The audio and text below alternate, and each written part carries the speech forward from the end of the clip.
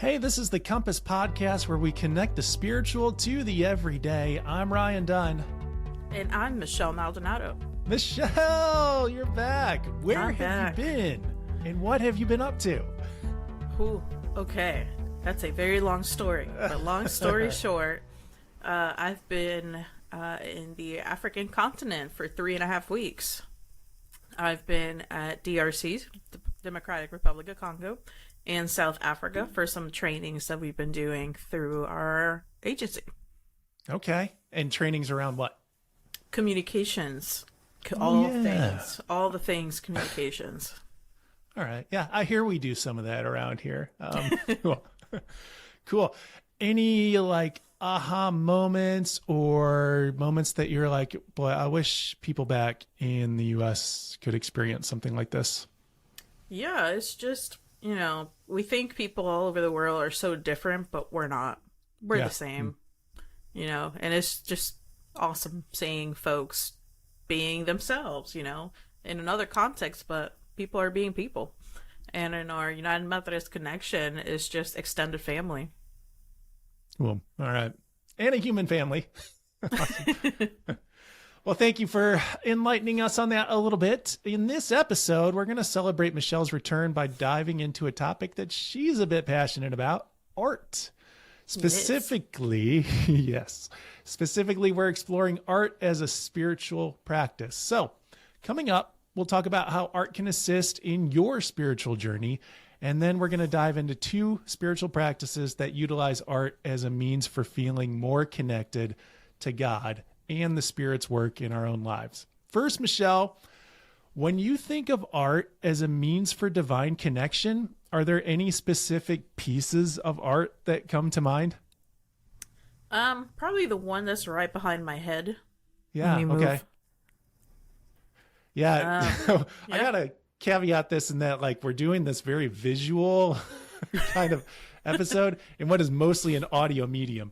So I want to note that it's everything that we talk about or allude to visually, we're gonna post in notes on the website, and also we do a video version of all of our episodes. So in real time, if you want to watch this stuff, you can see. So Michelle right now is pointing to a piece of art behind her head. You want to describe it for us? Sure. Let me grab it. Yeah. It is a painting on a small canvas of a female figure. It is kind of split in half. Half of the female figure is indigenous Taino. The other half representing the African heritage of Puerto Rico. And you can also see in the background a Spanish ship arriving. So it's kind of the story of Puerto Rico in one image. And this is our non-shame plug for our website and social medias and all that, so you can check that out. Right. Well, art has the remarkable ability to connect with our emotions, imagination, sense of beauty, and it makes it a powerful tool for cultivating spirituality because of all that. So there are several ways art can help us deepen our spiritual experiences. For example, art expresses the inexpressible, which means that it allows us to convey abstract ideas, emotions, and spiritual concepts that kind of elude our verbal ability to describe. You painted that word picture for us, but it's not a full description of what it is that we were looking at there. Through various artistic mediums such as painting, sculpture, poetry, or music, artists can tap into the depths of their inner being and communicate profound spiritual truths. Also, art invokes awe and wonder, and this sense of awe can awaken our spiritual nature and open us up to new perspectives. And it also transports us beyond our ordinary perceptions and invites us into contemplation about the mysteries of existence. That is really deep. And it's something that, again, words kind of fall short to exactly what art provides for our human experience. That said, art employs symbols and metaphors to convey deeper meanings. Through the use of visual symbols, much like you just alluded to in your painting there, visual symbols, allegories, or metaphorical language, art can communicate profound spiritual concepts that resonate deep within our human experiences. Now, you just showed us something very personal to you. That is a piece of art that you created yourself. Was there a sense of like divine communions, is that right? Divine communion as you were creating something like that? Like, did you feel like there was a spirit at work pushing you to put hand to canvas in a sense? Yeah, I'd say yes. It's hard to put into words that that drive that kind of makes you want to put a brush to canvas. But I do remember that Puerto Rico was in the news for something. I don't remember what it was. When you created that piece? Yeah. Okay. And I was just thinking, like, man, the story is so much deeper than that. They didn't even talk about what led to that situation, which, again, I don't remember what it was in the news for. And that was where that feeling was. I just need to put this down somehow on paper, or in this case on canvas. And it's just what happened. That's what the brush created. Okay. Yeah. So art pulls something out of us that is what we would call transcendent, meaning this quality that can create a bridge between the material and, dare we say, the spiritual realms, which allows us to glimpse the divine or experience a profound sense of oneness with the divine. So did you feel like, in a way, that your brushstrokes were kind of led? I would say so. All right. Well, of course, art also opens us up to reflection and contemplation. So engaging with art can create a space for reflection and contemplation, which again allows us to connect with both our inner selves and access a deeper level of awareness for where the spirit or the divine is working around us. And Michelle, we're going to attempt that in a couple ways today on the Compass podcast. And again, I know what we're diving into here is mostly a visual kind of medium. We're going to do our best to represent that in the audio form. That being said, our first practice is called Visio Divina, which, as you can tell, is all about the visual. It's kind of like divine looking, I guess is how you would interpret that. And we've gone through something similar like this before on the Compass podcast, where we've done Lectio Divina, which is divine reading. Well, now we're going to apply those principles to the visual medium of art.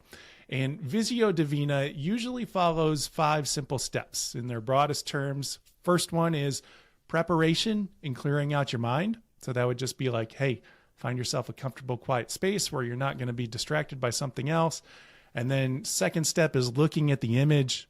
Third step is meditation.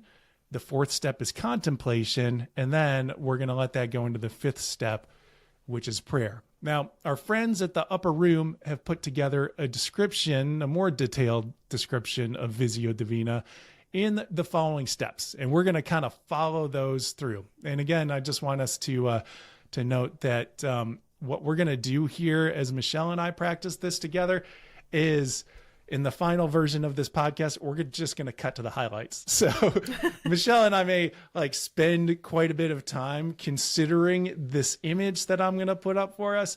But that doesn't make for good radio, so to speak. So we'll kind of get to the steps. I'll provide the prompts. If you want to follow along in real time, you're probably going to need to hit the pause button and because we're just going to kind of cut through those little times, edit out those little times where we're just staring blankly at a screen, which you don't need to look at. It's not entertaining at all. Maybe it is, but not for us. Not for us. So for our purposes, we're going to consider or contemplate upon the Annunciation by Henry Ossawa Tanner. Again, I realize that this is visual, and we're going to cut to some of the the highlights here, but this image is going to be displayed on our show notes for the page. And also, if you're following along on the video, you can see it there. So let me pull it up here. Okay, Michelle, first of all, are you in a comfortable space, free of distraction? I'm comfortable, not free of distractions, though. Okay. That's just kind of par for the course for our lives, though, isn't it? Like, as free as of distraction as maybe you can be on a Monday morning during work hours, kind of deal. With like 15 different windows open on the computer. Yeah, right. Yeah. Close out the Slack channels and let's focus in here. All right. Okay, the first thing we're going to do is look at the image and let your eyes stay with the very first thing that you see. So keep your attention on that one part of the image that first catches your eye, and then try to keep your eyes from wandering to the other parts of the picture. This is like our challenge in concentration for the day. Breathe deeply and let yourself gaze at that part of the image for a minute or so.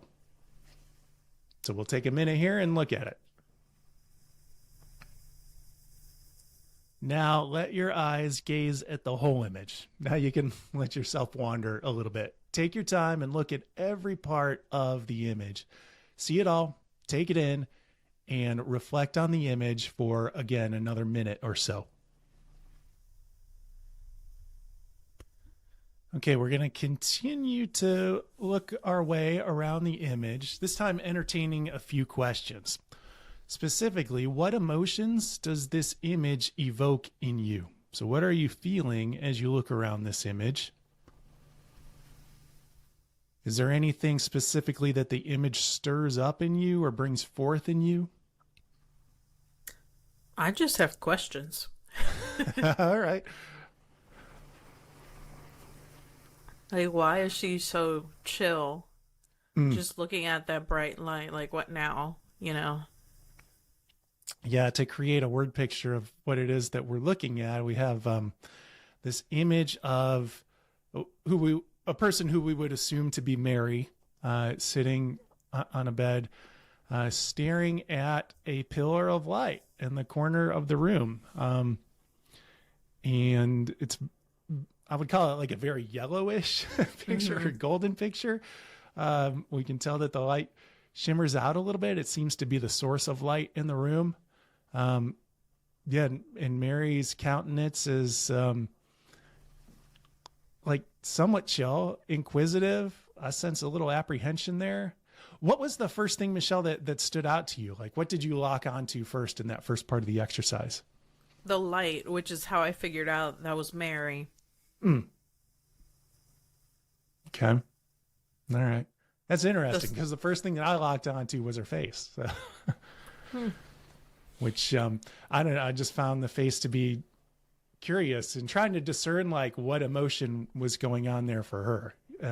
And it's hard to read in the picture, isn't it? Like, we don't quite know if that is a look of understanding or if it's a look of like befuddlement or disbelief or quite what's going on there. Yeah, on my end, I can zoom in on her face, so it's kind of difficult to see even her features. But from what I can see, that's why I thought, like what now is the expression that assuming that it's Mary. Like, oh, okay, I'm already in this situation. What now? What else are you gonna pile on? Yeah. Oh, I can see that a little bit. The weariness of like, okay, yeah, this is a lot. Dear God, this is a lot. that kind of exists there. Yeah. So noting something like that, does that lead you into an attitude of prayer? Yeah. Do you feel a sense of connection with, I guess really we have like two characters depicted in this. We have Mary, of course, but then we also have the presence in the light, which in scripture gets personified into an angel. Yeah. Do you feel like a sense of connection with either one of those?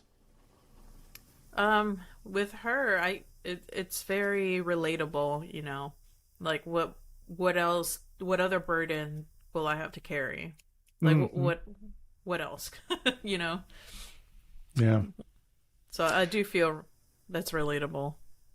Yeah. Like, Well, in other words, like, God, I know you're there. I know you're watching over me, but like, what else? What else am I gonna have to handle today? yeah. Well, the last step in this Visio Divina is to let that become a prayer, and then it encourages you to write down your prayers if you so desire. So you look around the image, looking for ways that it might lead you into an attitude of prayer, and then let that prayer take form, and then you offer your prayers to God in a final time of silence. So it would be interesting to do this exercise with a painting where we don't quite know the context. Like you and I are looking at this painting and like, okay, it's called the Annunciation. Like already we know the story of what's happening here, right? So it would kind of be neat to take a look at a painting that like we just don't know the context. Although here I think it's relevant that, we do want to kind of scripturally reflect on what's happening. Is there anything else that you kind of, yeah, go ahead. Yeah. I was just going to say, I do want to point out something interesting that I noticed. The person who they painted a wrinkle into the rug. Yeah. And I thought that was interesting. Yeah. The whole homeliness of the painting kind of struck me. I mean, just the realness of it. It's not like a medieval painting or a Renaissance painting in which the surroundings seem so, I don't know, just kind of perfected in a way. It's probably, we can note that I think that this painting was painted in like 1897 or 1898. So it's from a different time period than, even though it has very much like a Renaissance style look to it, at least to me, to my untrained eye. But yeah, there's a homeliness. Like I was looking at the rug and I'm like, that seems like something that I would see in my grandparents' house. It just was very reflective of that to me. And so there was a sense of comfort in their surroundings. And in a way that makes the whole scene seem a little bit more interruptive or disruptive because it is such a comfortable surrounding. Like her sheets are all messed up on the bed. Like obviously she just woke up and here is this presence in the room, which makes her expression on her face to me just all that much more befuddling because it's not like a oh shoot kind of moment that we've encountered. Maybe that already passed, and now she's looking to understand. But yeah, just that kind of idea there that there is a sense of comfort in the room. I would not be uncomfortable in that room. Right. Anything else that stood out to you that you encountered through this exercise or reflection? No, just overall the relatableness, if that's a word. Yeah, and maybe that's the usefulness of an exercise like this, is that it invites us to become a part of the story or to place ourselves within the story. Like, I guess where it came down to me is like I was really trying to interpret like what I would have on my face if I was sitting in Mary's spot there. Yeah. I don't know if I would have that look in my eyes. I mean, there is like a closer up image. You can see like there's a trace of like the deer in the headlights look, but it's not all that strong.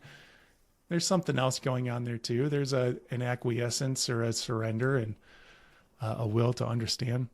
So and her hands are just resting on her knees, like. Oh yeah. Yeah, I hadn't even looked at that. So is this a useful practice for you? Yeah. Might you revisit it? I think I would. Okay. So again, the 5 steps of Visio Divina are first, preparation and clearing your mind. Second, looking at the image. And the way that we practiced that was to focus on one part in particular and then to look around the image later. Then meditate on what sticks out to you. Kind of like our Lectio Divina, our reading process. Like we want to look for the parts that that stick out to us like splinters or that shimmer to us in a way. What is it about this image that sticks out to us or shimmers to us? And then contemplate on that. Why is that sticking out to us today? And letting that lead into prayer.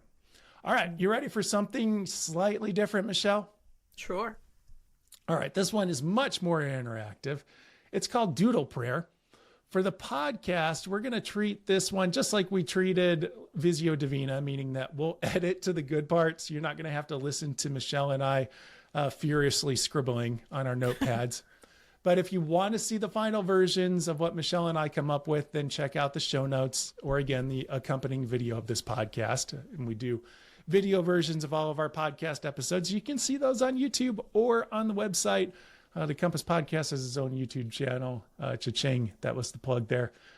This episode will probably be worth the watch because there's so much visually going on here. Anyways, for this practice, you'll need some paper and a writing utensil. So, Michelle, do you have that? I'm ready. Okay, I do as well. And we'll go through this in real time and then edit for the good parts. So, start with a blank piece of paper. In the center, write a name for God or the name of someone for whom you're praying or a scripture verse. The next step then, after you've written your name for God or the name of someone for whom you're praying or a scripture verse, is to draw a shape around the words to start the doodle. And this is your prayer space. So start to doodle around that then, releasing your words to God in prayer. And you can doodle in silence or you can talk to God if you feel led as you're doing this. Okay, pencils down. Oh, but there's more. Okay, pick up your pencil again. Now you can add other people, other names for God, or other parts of the scripture verse to your paper. And then draw a shape around each set of new words to create a separate prayer space. Doodle around those and pray. Let's spend a moment doing that. Michelle's still scribbling. All right. You had a good stopping place? I guess. My doodles are so random. Yeah. Oh, this is going to be fun then. I thought we could, if you're comfortable sharing what you drew, like sure. We could take turns in almost like a Pictionary kind of style exercise of trying to describe for the listener what it is that each of us drew. So I'll describe yours and you can describe mine. You want me to go first? Sure. I'll lead on this one. Okay. Hopefully this shows up. Oh, there we go. This is what I came up with. Okay, let's describe. I see water, a large heart with a computer, and on the screen it says Grace? It does, yes. Okay. There is below the tip of the heart, it looks like two stones. It feels, is it two stones? Ish. Yeah, it's one stone. Okay. I wasn't sure, but it's the empty tomb. Okay, that's what I thought. It just, from the computer screen, it looks like two stones, but with the shading, you can kind of see, and I think somebody's at the bottom of the stone pushing. And let's see, in the sky, what I assume is the sky, a megaphone or a microphone. That's amazing that you got that. I'm like, oh, that looks ridiculous, but cool. And it says gospel above it. Is that a cross on top of the heart? It is. Okay. At the bottom, a shouting bubble with love inside of it. I'm trying to figure out what those items on the water are, but I can't quite You and tell. me both. It was supposed to represent, like, I don't know, I was having a hard time representing, like, the really sins or the things that tear us away from God. There. So.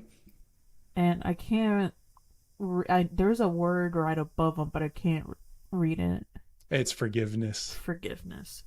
And I can't tell what's next to it either. Yeah. It was representative of like a wind blowing. Okay. And that's literally all I can see. It's very difficult through the screen. Probably so. And, the fact that I do not have a steady hand for the artistic realm doesn't make it any easier. But yeah. Hey, I figured it out though, so it's You not did. that far off. I was kind of impressed. Your skills and interpretation are amazing. All right, like I said, mine is extremely random. It's not a larger picture. It's just a bunch of little tiny doodles individually. Yeah, right on. Okay. So it has no rhyme or reason.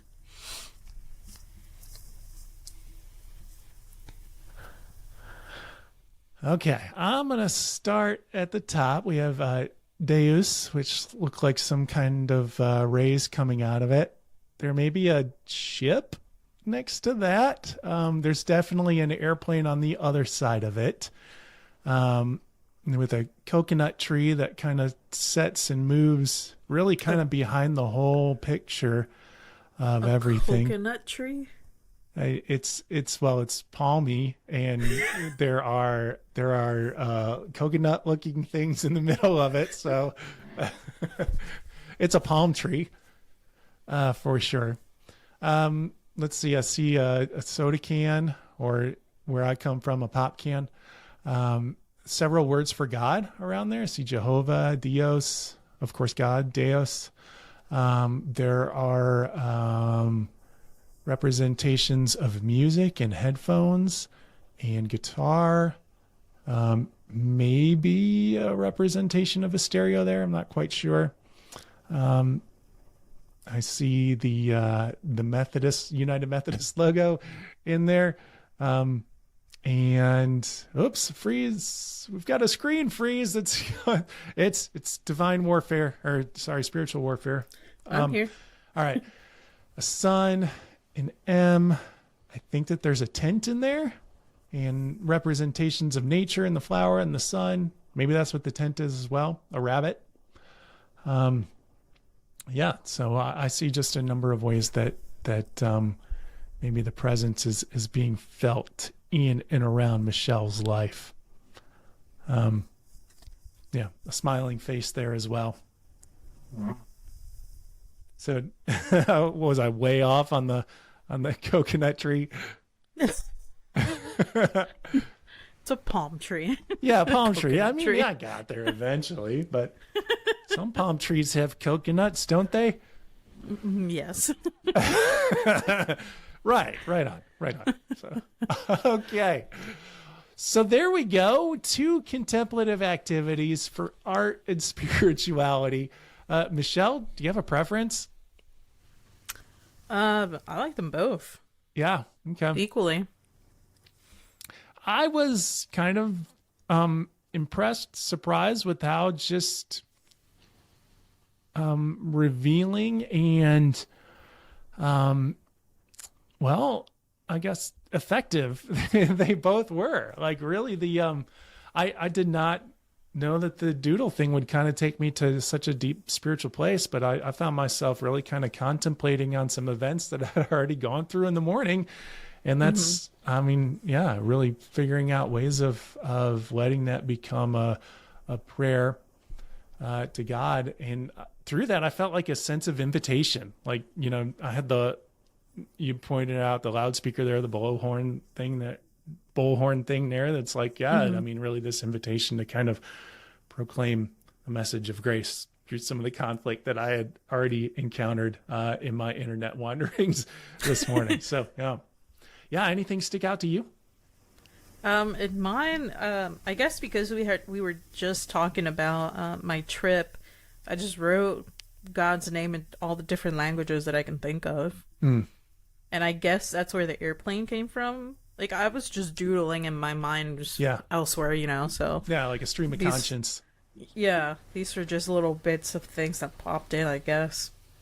I will say, and you can cut this out, that at some point the Titanic popped into my mind with the unfortunate accident that happened. So the Titanic is up there. Yeah, it's that's what the ship is. The ship. Titanic. Yeah. Yeah. Okay. That was random. Yeah, well, it can be a point of concern, and how we depict those things. Well, we would love to hear your reactions to this practice, both practices, or other recommended spiritual practices and contemplative exercises that we've done on Compass. Of course, if you think all of this is nonsense, then Michelle really wants to hear from you. Actually, you can email both of us at rethinkchurch@umcom.org.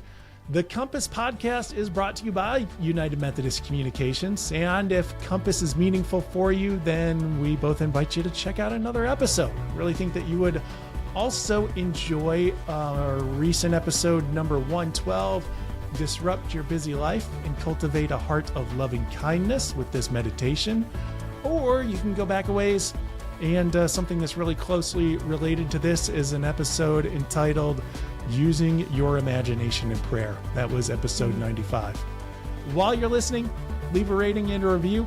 Compass comes out every other Wednesday, unless, of course, there's something that gets in the way, like a big holiday, in which case we're just going to follow up the following week. And in this case, we're going to be back online in 2 weeks' time. Michelle, looking forward to it. So good to have you back. Thanks. Good to be back. We'll chat at you in a couple weeks. Peace.